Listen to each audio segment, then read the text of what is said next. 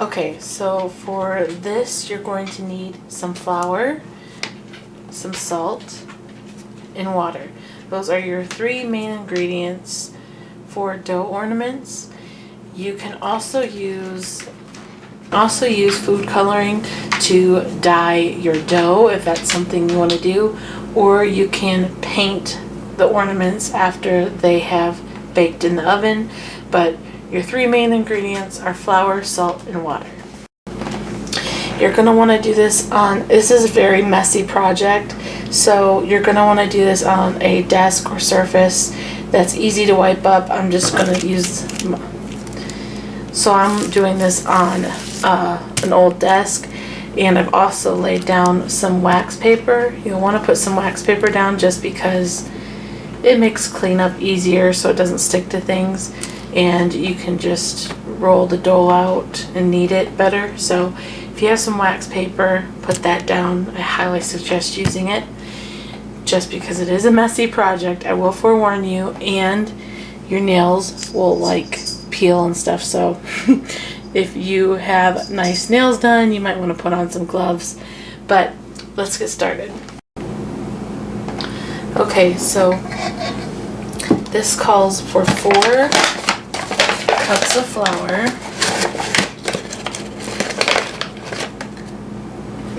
so you're going to put in 4 cups of flour. There's 1,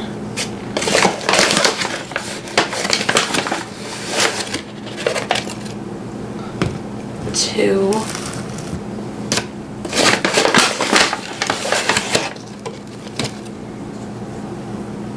3,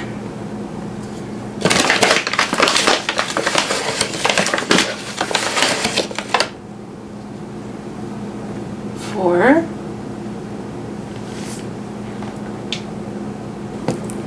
1 cup of salt. Then you're going to take 1.5 cups of water and pour that into there.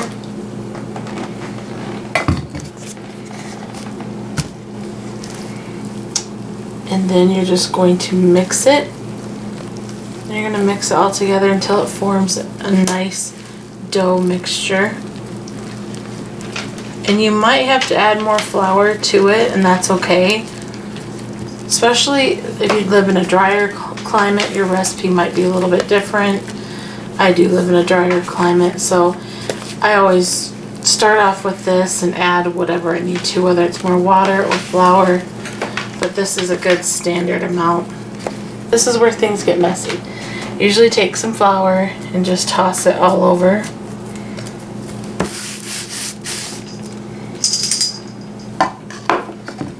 And then I like to just dump this out of the bowl, and I like to start kneading it.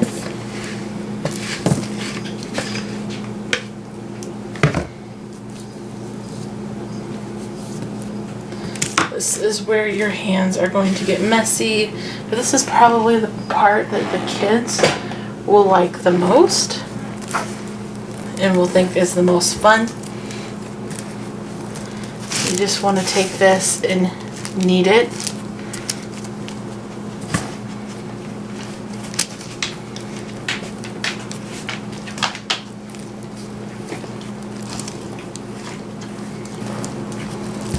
Then you're just going to keep kneading this until your hands hurt. The kids will have a lot of fun doing this part though. If you have a roller, you can go ahead and use that too. You can take your dough. What I usually do is I take my dough and divide it in half, and then I put 1/2 in a Ziploc bag until I can use it, and then the other half I'll work with. And you can form and create anything you want. You can use cookie cutters. Right now I'm going to use cookie cutters for the sake of this video, just so it's not so long. But to do that, you're just going to take your dough and roll it out nice and flat.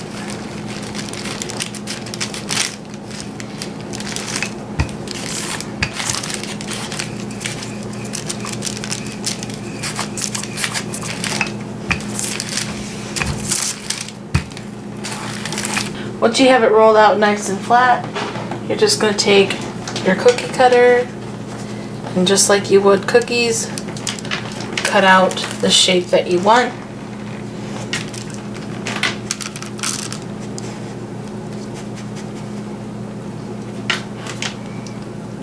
And one cool trick I seen on Facebook was they said if you have a gingerbread cookie cutter, you have a reindeer one. If you turn it upside down, you can make reindeer out of them. So I'm going to do reindeer and gingerbread with one cutter. You can even add glitter to the dough if you wanted, which would be really cute depending on what you're doing. For an ornament, it needs to be able to hang. So what you can do is you can either poke a hole through these and once they're done baking, put a ribbon through it. Or what I like to do is I like to use ornament hooks. And these are the two that I bought. You can use, they come in a lot of colors. I just got green and silver. Green works best if they have green trees or you have a green tree, whoever this is for. This is what the hook looks like. I like to pinch it like that.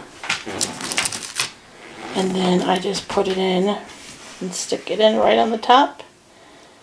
And you can bake it like that. Then just take all these scraps, add a little bit of water, and reform it again for a Christmas tree. And once you paint it, you'll see it better. And then when you're done, you're just going to put them on a cookie sheet. I put them on this pizza sheet just because they'd fit more on there. I want to bake them at 350 for about an hour to 2 hours. Between 1 to 2 hours. You just want to make sure that they're hard and not soft. So just keep an eye on them. But you want to bake them for at least an hour. And after they're done baking and they've cooled off, you're going to want to paint them. And I'm just using craft paint. And I'm just going to paint my gingerbread men a nice brown color. And make sure they have a nice, good, even coat.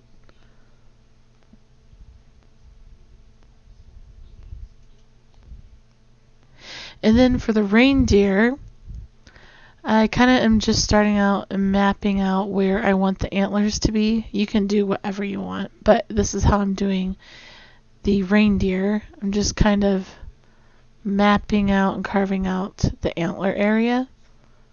And I'm going in with kind of a tan shade for the face and ears.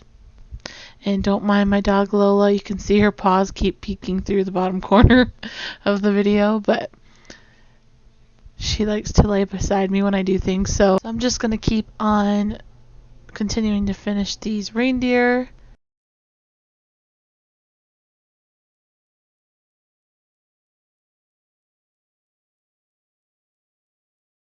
Then I'm just going in with kind of a khaki shade for the antlers.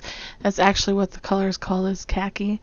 Then I'm just going in with a green and painting the Christmas tree. You can decorate these however you like.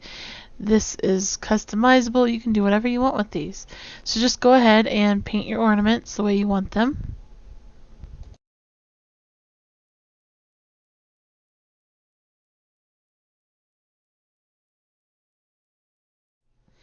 And once you have them all painted, that's how mine turned out.